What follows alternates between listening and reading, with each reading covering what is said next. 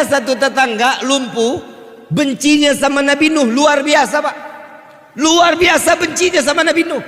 Saat-saat lagi di mana dibencinya Nabi Nuh, ini orang lumpuh begitu keluar digotong 3 orang, dipangkul 3 orang, ditanya, Tuhan mau kemana? Saya mau buang air besar, katanya.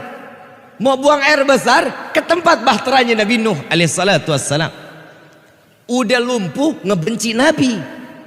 Kita punya tetangga begini nih, kira-kira kita apain ini tetangga?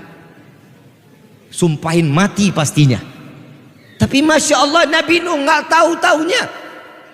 Nabi Nuh lagi bingung, setelah ini perahu jadi, saya harus membersihkan bahtera ini daripada kotoran manusia yang sudah menumpuk.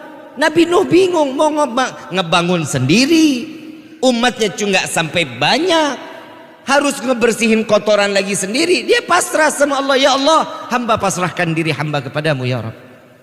Subhanallah, ini orang lumpuh buang air sampai ke dalam, ditinggal sama yang gendong, pegangan tiang. Subhanallah, begitu selesai kepleset, Pak. Kepleset sama kotorannya sendiri, jatuh terbalik, semuanya kotoran manusia dari ujung rambut sampai ujung. Wa subhanallah, bisa berdiri, lumpuhnya hilang. Keluar dari bahtera Nabi dalam keadaan berdiri, berjalan. Lalu para yang tadi pemandunya ditanya, Tuhan kok bisa sembuh? Tadi perasaan digendong, kok keluar sekarang jalan? Saya nggak tahu ada apa di dalam ini. Ini kotoran, ternyata kotoran inilah yang bisa menyembuhkan saya. Memang dasar nggak punya akal. Allah balikan pikirannya, subhanallah, satu kampung ngerukin kotorannya sendiri.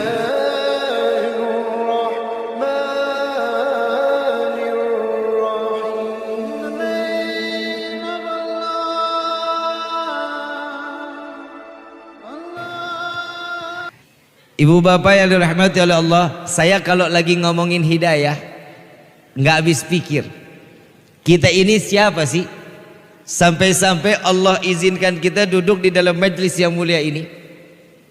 Saya mau tanya, kita hamba Allah apa bukan? Kata siapa? Ayo jawab, kata siapa? Siapa yang bilang kita hamba Allah? Kita ini orang manusia yang percaya dirinya terlalu tinggi. Allah menyerukan hamba Allah kepada siapa? Subhanalladzi asra bi abdihi lailan minal masjidil haram ilal masjidil.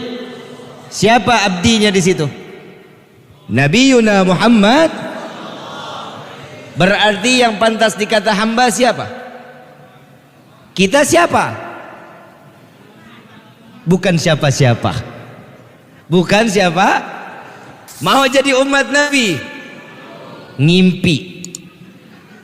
Saya mau bilang dulu, ini suatu hal yang nggak mungkin kalau kita bilang kita sebagai umat Nabi, duduknya kita 3 jam ini keluar 1 menit dosa lagi.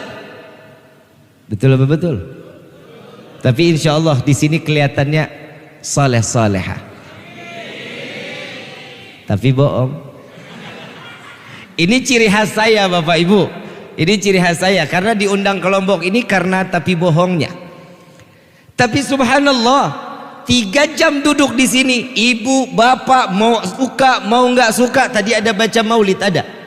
Ya Rabbi salli ala Muhammad, ya Rabbi salli alaihi wasallim, ada tadi baca, sudah sampai selesai. Di dalam kitab Ta'lim Muta'allim, hamba Allah bersalawat kepada Nabi itu berupa doa. Setiap malaikat yang bersalawat kepada Nabi ini berupa istighfar, ampunan atau magfirah. Jika Allah yang bersalawat kepada Nabi ini berupa rahmah. Intinya salat. Jadi mau nggak mau keluar dari tempat ini, dosa kita pasti diampunin sama Allah. Mau nggak mau, suka nggak suka, keluar dari tempat ini, doa kita pasti dikabulin sama Allah. Mau nggak mau, suka nggak suka, malam ini Allah lagi curahkan rahmat kepada kita. Amin ya Rabbal.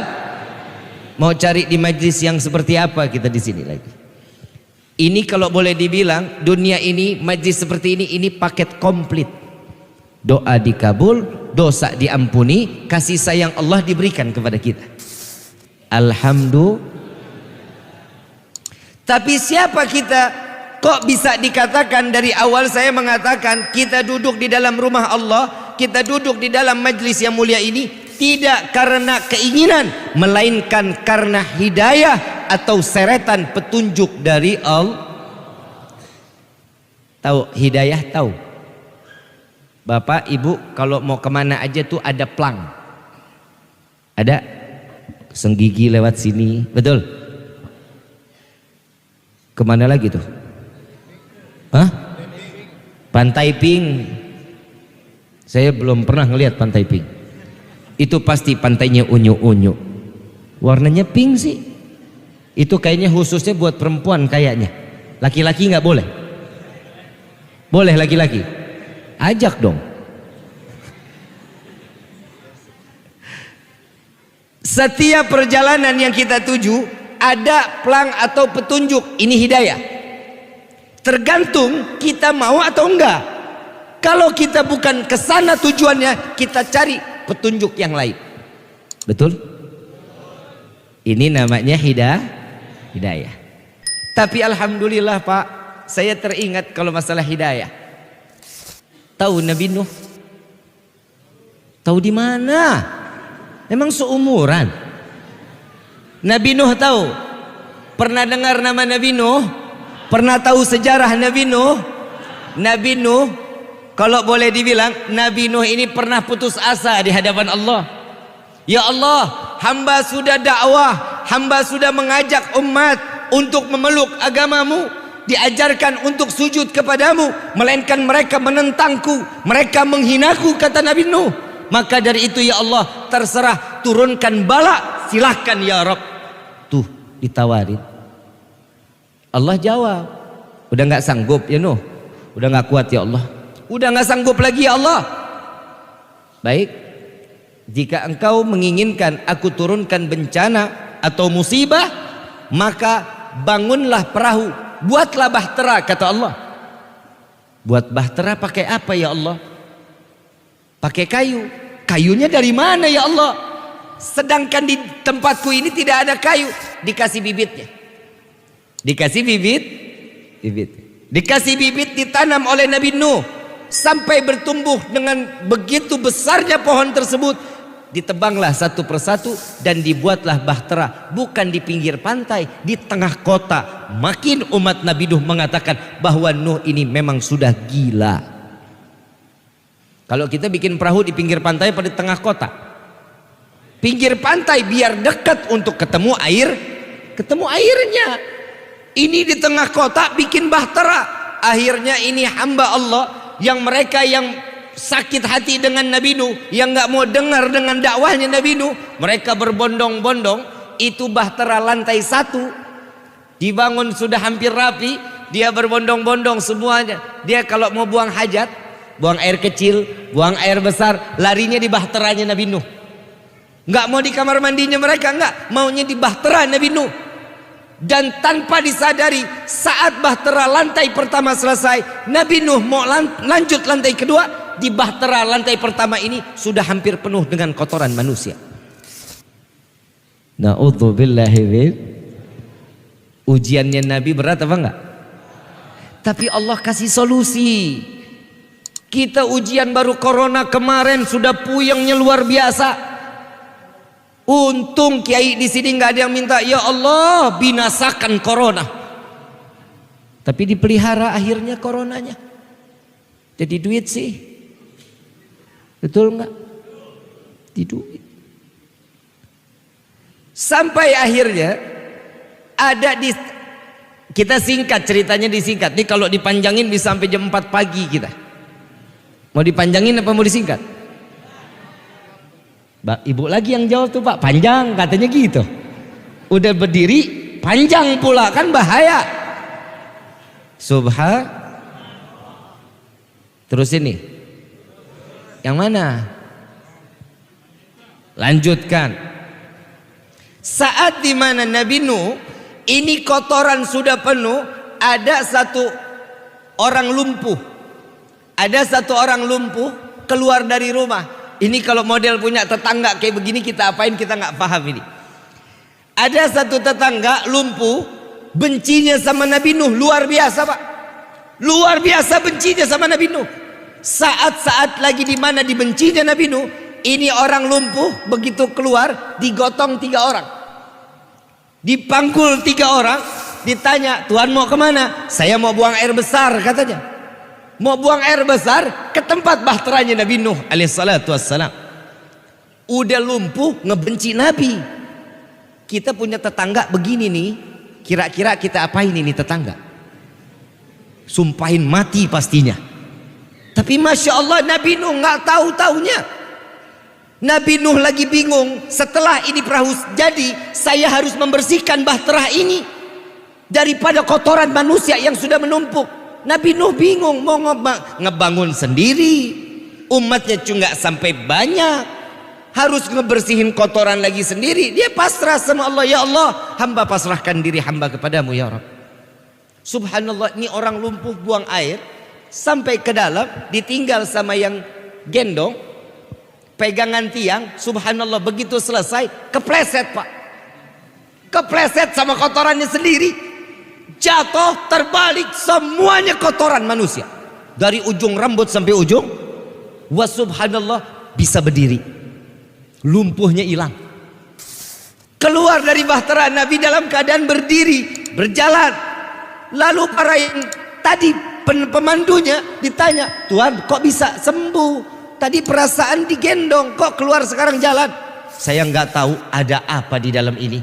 Ini kotoran, ternyata kotoran inilah yang bisa menyembuhkan saya." Memang dasar nggak punya akal. Allah balikan pikirannya. Subhanallah, satu kampung ngerukin kotorannya sendiri. Sallu ala Nabi Muhammad. Masuk nggak di logika manusia? Masuk nggak ke logika manusia? Nggak akan masuk. Yang kotorin dia, yang bersihin, mungkin apa enggak? Gak bakal mungkin. Tapi Allah sudah membalikan hati seseorang dengan penuh keyakinan. Orang tersebut yakin bahwa kotoran yang ada di dalam kapal Nabi Nuh itu yang dapat menyembuhkan penyakit. Sampai kalau kita bilang kinclong lagi. Tahu kinclong? Tahu kinclong? Kayak iklan pencuci piring. Bening luar biasa, rapi luar biasa, atas izin Allah. Fa inna ma'al usri yusran, inna ma'al. Jadi manusia jangan selalu ikut apa adanya kehidupan. Intinya ini, kita ini hidup udah banyak ujian, tapi basrahnya kepada bukan selain Allah. Kita kepada Allah aja jarang, luar biasa. Banyak orang sekarang larinya ke orang pinter. Tahu orang pinter? Tahu? Apa?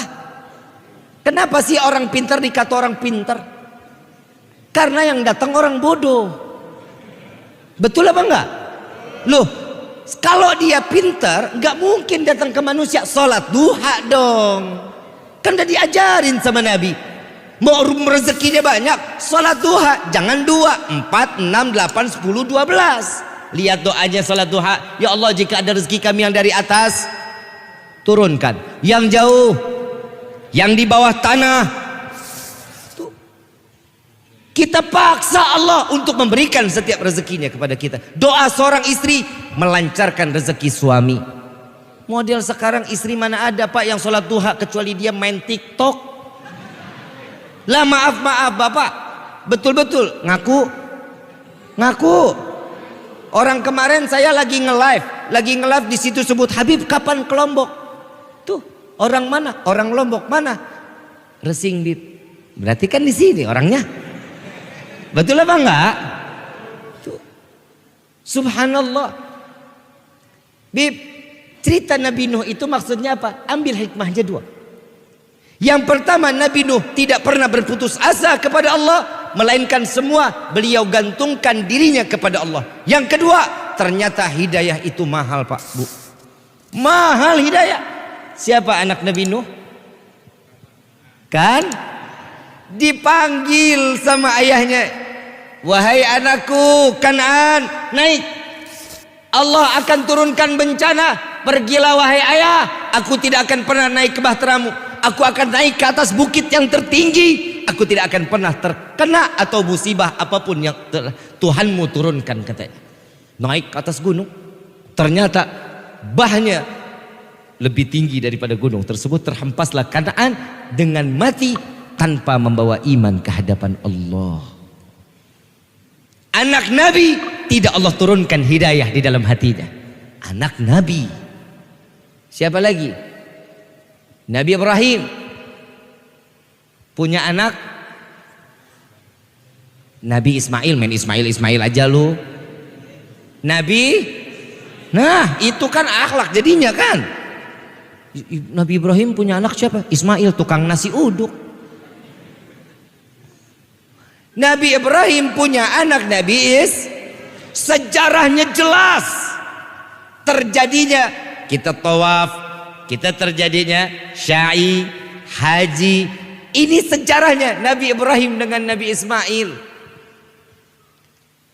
Ayah Nabi Ibrahim Azar sampai matinya pembuat berhala.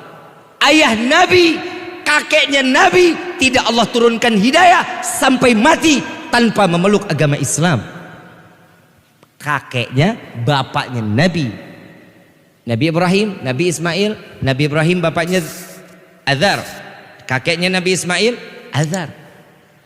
Tidak Allah turunkan hidayah sampai mati. Siapa lagi? Tahu Nabi cerita kisahnya Siti Aisyah? Aisyah tahu? Punya suami siapa? Ibu, nih kena nih. Ibu, bu, cantik. Dengar baik-baik nih. Dengar baik-baik.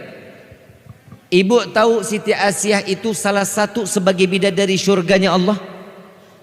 Tahu? Nggak tahu? Ngaji. Bu, soalnya ibu-ibu pak. Bu, Siti Aisyah itu punya suami. Siti Aisyah tiap hari sujud kepada Allah, setiap hari bermunajat kepada Allah, imannya tanpa keraguan kepada Allah sampai mati. Suaminya tidak Allah berikan hidayah, dengan matinya Allah hinakan di dunia sampai dia. Ibu ada suami yang kejam kayak Fir'aun? Ada nggak? Tapi tiap hari kenapa nggak mau ngedoain? Ayo jujur, ibu doain suami nggak tiap hari? Tahu nggak kenapa Siti Aisyah menjadi salah satu penghuni surganya Allah dan dijadikan bidadari surganya Allah? Buah apa? Sabar. Ngadepin suami, sabar. Ibu baru dibawain duit dikit aja. Ada uang adek? Nggak ada uang adek? Dosa. Tapi jujur pak, kita kalah sama perempuan pak. Ibu maaf, pinggang saya lagi panas luar biasa ini bu. Ibu benar-benar lebih senang yang berdiri sepertinya. Pak, kita kalah pak sama perempuan pak. Wali, orang alim, orang saleh terlahir dari seorang perempuan pak. Gak ada perempuan, gak ada orang soleh. Gak ada perempuan, gak ada wali min auliyaillah. Negara mungkin nggak punya ibu kota? Mungkin nggak? Setiap negara punya ibu kota. Yang namanya ibu laki apa perempuan? Gak ada bapak kota. Betul? 2-0 pak, kita kalah. 2-0. Perempuan ini luar biasa. Perempuan ini banyak yang menjadi penghuni surga. Bukan orang sini, bukan. Siti Khadijatul Kubra, seorang wanita yang muslimah, yang taat, sami'na wa ata'na, nyimak, dengar, taat, patuh terhadap suaminya. Menjadi ummul mukminin, ibunya orang-orang mukmin.